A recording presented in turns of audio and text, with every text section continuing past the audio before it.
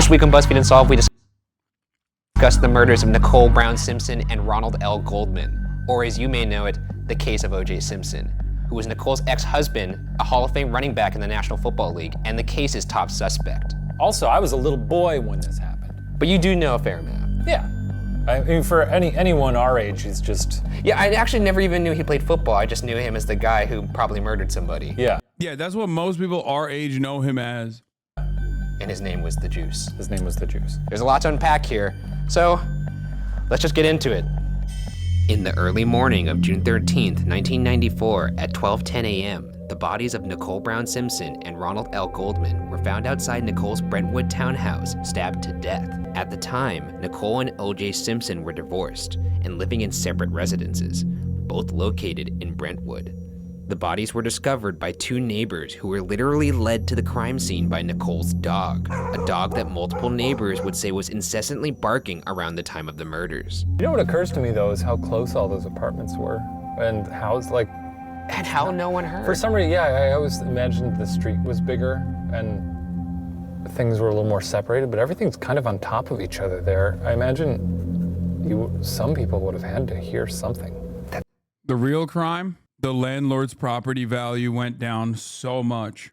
Why does nobody think about the innocent bystanders in this? Think about how hard it must have been for that landlord to put that property back on the market. Let's go through the established and highly detailed timeline. On June 12th, 1994, at 6:30 p.m., Nicole, her children, and others arrive at dinner at a restaurant called Mezzaluna. At 9:15 p.m., Nicole's sister calls Mezzaluna to say that her mother had left her glasses there.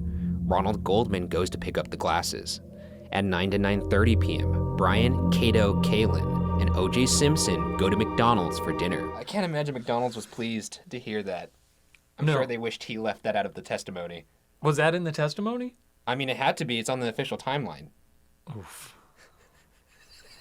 Well, it did get a lot of media coverage, though, I guess. So it's free advertising. I suppose. At 9:45 p.m., Cato and OJ return home from McDonald's. Cato was staying with OJ in his guest house at the time. At 9:48 to 9:50 p.m., Goldman leaves Mezzaluna with a white envelope containing Nicole's mother's glasses. At 10:15 p.m., Nicole Simpson's neighbor hears a dog bark and cry while he is watching TV. The prosecution would later cite these barks as the barks of Nicole's dog, who was theoretically crying out at the murder of its owner, Nicole. So they're going by dog bark. They're going by dog bark. In a lot of ways, this dog is the real hero of the story, it seems like. I don't know if there's a lot of heroes in this one, No, Ryan. no, but the dog... I mean, if it was a real hero, it would have stopped the murder from happening. You know what I'm saying? L for the dog. If you want to give it to the dog, I'll then give it to sure. the dog. I'd like to have something happy about this story, and the dog is a regular lassie. For the sake of just keeping this less bleak, let's show a picture. Let's show a picture of an Akita right now. I think we could all use that. Please. Okay. Hey, Yeah. something jolly. Yeah, something jolly. At 10:25 p.m., a limousine driver named Ellen Park arrives at OJ's home. OJ was scheduled to leave on a red-eye that night from LA to Chicago at 11:45 p.m. At 10:40 p.m., OJ's guest, Cato, heard 3 loud thumps on an outside wall of the guest house he is staying in. From 10:40 to 10:55 p.m., Ellen Park, the limo driver, buzzes OJ's intercom several times, but there's no answer. Just before 11 p.m., the limo driver sees a shadowy figure, 6 feet tall, 200 pounds, walking across the driveway towards the house. At about 11 p.m., the limo driver tries buzzing the intercom again, and this time, OJ answers. OJ tells the limo driver that he had overslept and had just gotten out of the shower. At 11:45 p.m., OJ departs on an American Airlines flight to Chicago. And taking us back to the start, at 12:10 a.m., the bodies of Nicole Brown Simpson and Ronald L. Goldman are discovered outside her townhouse, stabbed to death. Evidence found at the crime scene included a blood-stained glove left by the suspected killer, a knitted hat, and a bloody footprint. Detectives would arrive Ronald Goldman was hot, by the way, and so was obviously Nicole. at OJ's house at 5 a.m. and would discover some key pieces of evidence, but we'll get into that later. Meanwhile, OJ's flight lands in Chicago. According to lead prosecutor Marsha Clark, Detective Ron Phillips called OJ to inform him that his ex-wife was dead. OJ's first response? Quote, "Who killed her?" End quote. Not good. Not, how did she die? Nope. What happened? who killed her. Yeah, that's not the go-to there. OJ was questioned for 3 hours by the LAPD, but released. On June 17, 1994, 4 days later, OJ was charged with 2 counts of murder, but he famously did not surrender to the police and was declared a fugitive. The resulting low-speed police chase of OJ on the freeways of Southern California in his white Ford Bronco is a lasting memory for anybody familiar with the case. Do you remember that? I actually don't. I think I was not too on top of the news cycle then, because I was watching Power Rangers or something, but I was not... Yeah, that's true. Maybe you were just eating cereal or some shit like that. Yeah. So I was probably taking a dump or something. I don't know. Is that all you did at That's that all I age? did was take dumps Oh, well, in my pants. it's a weird childhood. OJ was in the passenger seat. The car was being driven by his friend, Al Cowlings, who would later explain he didn't stop due to the fact that OJ was apparently holding a gun to his own head in the car, and that OJ was suicidal. In fact, a suicide note by OJ was found, but we'll get to that in a bit. So right now, we're going about the speed that Yes, OG Broncos are so sick. I love Broncos. They're dope, especially the original. The one that OJ was in is so fire. They restore them and fucking sell them for like 250 grand a pop now. The electric ones, the new ones aren't as cool in my opinion. OJ was when the chase was happening, and we're in rush hour traffic for the most part in LA. I thought he was going even slower.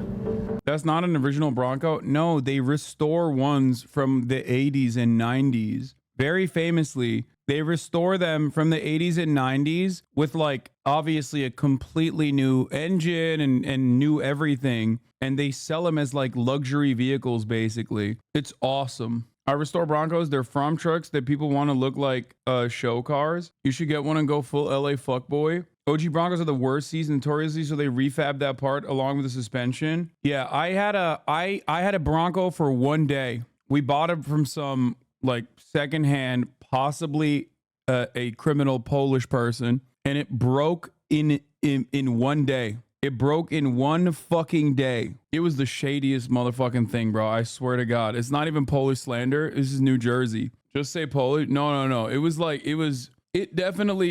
super cheap. And it definitely felt like, well, it was definitely a crime the way they sold that thing to us. But luckily they took it back. Even car guys get to eat in this community, and you relegate Linux guys to the slums of the chat. Because I use Linux on my Steam Deck, and that shit sucks. Honestly, I'm sorry. I can't say I feel exhilarated right now, nor do I feel like Vin Diesel. During the chase, they recorded a phone call between OJ and homicide detective Tom Lang. I literally need like a 35-minute YouTube video to do like the most basic shit. You refuse to learn?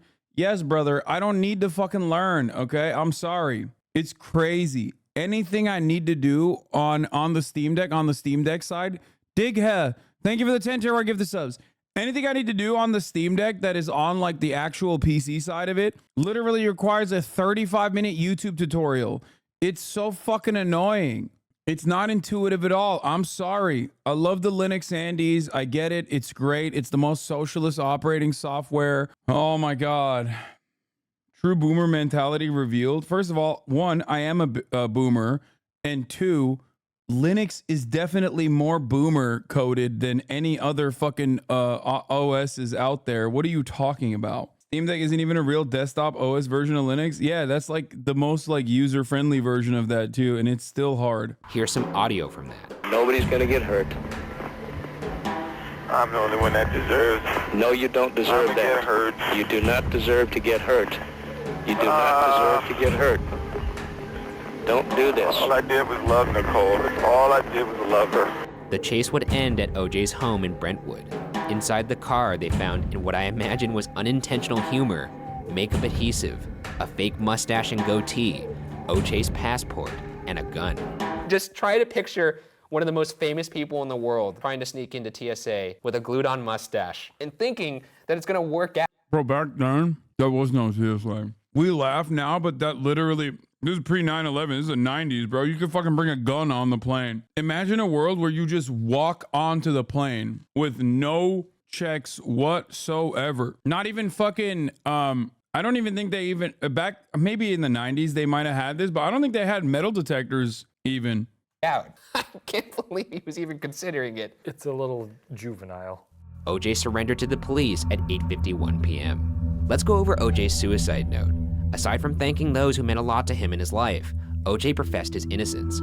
Quote, "First, everyone understand, I have nothing to do with Nicole's murder. I loved her, always have and always will. If we had a problem, it's because I loved her so much," end quote. And with that, let's get into the suspects. Unlike our other cases, this case has one clear top suspect, O.J. Simpson. So let's break this down into two sections: why O.J. is the killer and why O.J. isn't the killer. Let's start with why he could have done it. First off, let's start with a possible motive. O.J. and Nicole Simpson had been going through a break, and around the time of the murders, Nicole and Ronald Goldman had reportedly grown increasingly close, leading some to speculate that they were perhaps more than friends, though Goldman said that wasn't the case. That obviously is a clear motive right there. Yeah, well, I mean, even if Goldman had said that that wasn't the case, I don't think that's going to matter if he's spending any time with I mean, that's a meme now, the guy you shouldn't be worried about. Right, yeah. Yeah, so in the most extreme case. Now, let's return to the timeline. If the murders did in fact occur around 10:15 when the dog barking began, as the prosecution suggested, that would give O.J. enough time to commit the murders, clean himself up, and be back at his house by 11 p.m. to greet the limo driver. Going into DNA evidence, O.J.'s blood, as well as Nicole's and Goldman's, were found on the glove left at the scene of the crime. Further damning was the fact that this glove matched a glove found within O.J.'s estate behind the guest house near the area where O.J.'s friend Cato heard loud thumps at 10:40 p.m. Both gloves had blood on them that matched Nicole, Goldman, and O.J. O.J. also had a cut on his finger the day after the murders when the police interviewed him. The knitted hat found at the crime scene contained hairs that were proven to be O.J.'s by the FBI Hair and Fiber Laboratory. Also found in O.J.'s residence was Nicole's blood on a sock. Blood was also found in his driveway. The bloody shoe print found at the crime scene matched But when you put it like that, O.J.'s size, and the sole pattern matched another pair that O.J. owned at the time. O.J. had also purchased a knife, matching the type the coroner predicted the killer used, though the knife and the shoes were never found. This is where a lot of people sort of draw the line, right? When you have three separate pieces of evidence that have DNA connotations linking you to the murder. If you're looking at the surface here, boy oh boy. That's an avalanche of he done it right there. Yeah. So God, maybe we should just show a picture of that dog again. Just show, every time we get sad, show the picture of the dog. And bring that up. Bring that bad boy up. It's right there. Good. It's a good dog. Good dog. Another key detail was the fact that O.J. had been a perpetrator of spousal abuse against Nicole Simpson in the past, reportedly resulting in 9 police visits to the Simpson residence responding to domestic disturbance calls. In 1989, O.J. was found guilty for spousal abuse and pled no contest. police show up and they're like, okay, what do we hate more, a black guy or women? And that's where the whole I'm not black, I'm OJ conversation kicks in. You know what I mean? That's why I've been saying this from the jump. It's just like, dude, any other circumstance, I feel like they probably, as much as they love domestic abuse, this is around the time when that famous 40% study came out, by the way, self-reported, where they asked thousands of cops if they do domestic abuse, and 40% of them voluntarily said they did. Very quickly, they were like, we should never allow a study like this to ever be conducted ever again. To the charges. Bizarrely, OJ himself actually wrote a book in 2006 called If I Did It, a hypothetical account of the murders. Though the book was first canceled due to public outrage, it was later published with the profits going to the Goldman family. Oh boy. That's Holy shit. That's all I have to say to that. You're just redefining. This guy's got some nads on him, and in the worst way possible. For those that are new to this case, O.J. Simpson was found not guilty in court. Despite the DNA evidence found at the crime scene, the defense team called to the attention of the jury technical mistakes made by the forensic team, which created some doubt over the evidence. Evidence was not packaged correctly, and even left in a van to overheat. This ultimately led to them suggesting that the crime scene may have been contaminated. Grasping at straws. I don't know. I'm not a scientist. I'm not a forensic artist. I know you're not. Yeah, Artist. In case you're wondering, I'm not. He is not. But from my knucklehead perspective, this looks very bad. During the trial, the defense team had OJ try on the glove found at the crime scene, and it was too small, leading to the now famous line by his lawyer, quote, "If it doesn't fit, you must acquit," end quote. Catchy. He Dr. Seuss'd his way out of a murder. So, Though, it's worth mentioning the prosecution team was against having OJ try on the glove because it had been frozen and unfrozen multiple times as a preservation method, and had also been covered in blood. I don't know how glove freezing works, frankly. I'm not a glove freeze artist. No. Many believe that race played a factor in OJ's acquittal due to the events that surrounded the trial. In 1992, race riots occurred due to the LAPD's senseless and horrific beating of a black man named Rodney King, a beating for which the assaulting officers were acquitted of all charges. The defense strategically used law enforcement racism as a reason for OJ's charges. They showed a video of Simpson handcuffed as soon as he returned from Chicago, demonstrating the rush in judgment by the police. Perhaps one of their biggest arguments was centered around Detective Mark Furman. During the trial, the defense played for the jury a tape of audio in which Detective Furman was recorded using racial slurs over 40 times in one recorded sitting. This is Bro, 40 times in one recorded sitting? My man was an Olympian, dude. He was a gold medal award-winning international champion of saying the N-word. It's like you have to try super fucking hard to be able to say it that many times that quickly. noteworthy because Detective Furman was the first man to step inside OJ's Brentwood Rockingham estate after the murders occurred, a feat he accomplished by jumping over the wall of OJ's estate. This is a critical detail because according to Detective Furman's own testimony, it was during this time after he jumped the wall that he alone discovered the notorious matching bloody. This is why there was reasonable doubt, because the way he gathered the evidence. Yeah, Mr. Divorcelli would be envious of the amount of fucking times this dude said the N-word on record, you know what I mean? glove behind OJ's guest house. With this information, the defense was able to suggest that Detective Furman planted the glove, and perhaps all other evidence found at OJ's estate, effectively tainting the evidence, regardless of whether or not it was true. Christopher Darden, a deputy district attorney assigned to the OJ case, summarized it in this quote. Quote, "It will do one thing. It will upset the black jurors. It will say, whose side are you on? The man or the brothers?" End quote. The jury was made up of 8 black people, 1 Hispanic person, 1 white person, and 2 people of mixed race. All these things could. I know you believe that there was reasonable doubt, but do you believe he could plant tamper with the crime scene? I'm sure. But do I believe he could have done that? Absolutely. Do I still believe that it is infinitely more likely that O.J. Simpson did a very bad job of covering up his tracks overall? Yeah, that thing. If I was weighing it, if I was weighing both of those odds, I would go along with, yeah, no, he definitely did it. Bro, come on. It's not just the gloves that were a major role here. There was so many other pieces of evidence. Like, that's crazy. If the Mark Furman interview was is on one Phillips cassette tape, he would have said 0.44 slurs a minute. The point is, it makes sense, especially given the time frame of when this super public trial was happening, that there was enough reasonable doubt. Oh God, I love defense attorneys. Attorney, we put up photos of black people in OJ's house so we looked family friendly. In the People versus O.J. Simpson, American Cop Story, defense lawyer Johnny Cochran is shown pulling a switch just before the jury visits the football star's mansion. He personally supervised the removal of photos that show Simpson and his white friends and the redecoration of the home with African art and photos of the former pro footballer with other African Americans. In this scene, Cochran hung a painting by Norman Rockwell, which became an icon of the civil rights movement, over Simpson's fireplace. Oh, that's so... Dude, they're so awesome. This is the photo that he put up on OJ's house. Just they're such fucking scumbags, dude. But sometimes you really need a fucking scumbag to go up against the criminal justice system. You know what I mean? I love defense attorneys. All right, let's continue. Considered, the jury reached the verdict of not guilty after less than 4 hours of deliberation.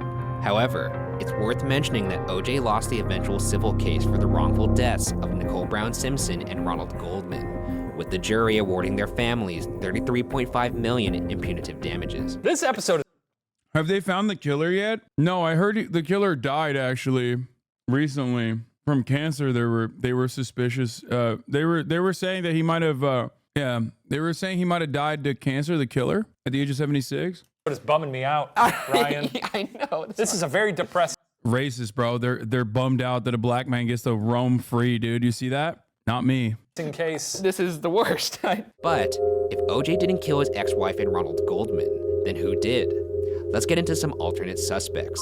The first suspect is serial killer Glenn Rogers. In an investigation discovery documentary, Clay Rogers, the brother of serial killer Glenn Rogers, said that while on death row, his brother Glenn confessed to murdering Nicole Brown Simpson and Ronald Goldman. Though, even if this theory is true, OJ would still be guilty. Glenn Rogers reportedly had been hired by OJ to steal a pair of Nicole's earrings from her condo, but was told to kill her if she got in the way.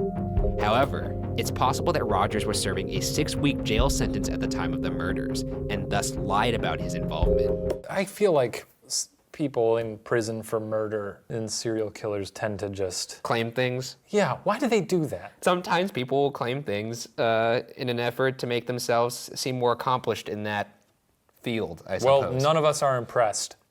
No, serial I'm not killers. impressed. Yeah, that's gonna really let it sink in. They're gonna see this video and be like, he's right. Pack it up. You know what? What are we doing? Stop it. You're really hitting at their heart right now. Stop it. Keep going. Maybe you'll make a difference. Stop serial killing. The last suspect is Jason Simpson, OJ's son, and is the sole theory of famed private investigator Bill Deere, who is one of the few private investigators to be inducted into the Police Hall of Fame. Though, it's worth mentioning that many have discredited Deere's case as almost entirely circumstantial. Nonetheless, Deere presents his theory in a book, and the highlights are as follows. At the time of Nicole and Goldman, OJ's innocent and I can prove it. That's awesome. How many M-words did he say? How many slurs did he say that that he was inducted to the Police Hall of Fame, dude? They were like, damn, this guy is, fuck, we lost a good one, boys. He could have been the police commissioner with how many slurs he was on, you know? Murders, Jason was on probation after having attacked his former boss with a knife. According to Deere, Jason had also attacked a former girlfriend named Jennifer Green.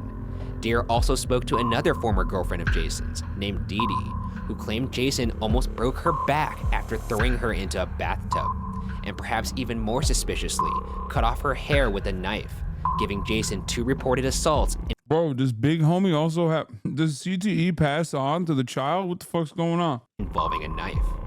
Deere also reportedly obtained medical records of Jason's, illegally some might add, by dressing up and impersonating a doctor at Cedars-Sinai Hospital for 2 weeks, where Jason had been a patient. I don't like this guy. He tricked people in a hospital for 2 weeks. People were murdered. And this guy's playing dress up? I know, but I'm just saying.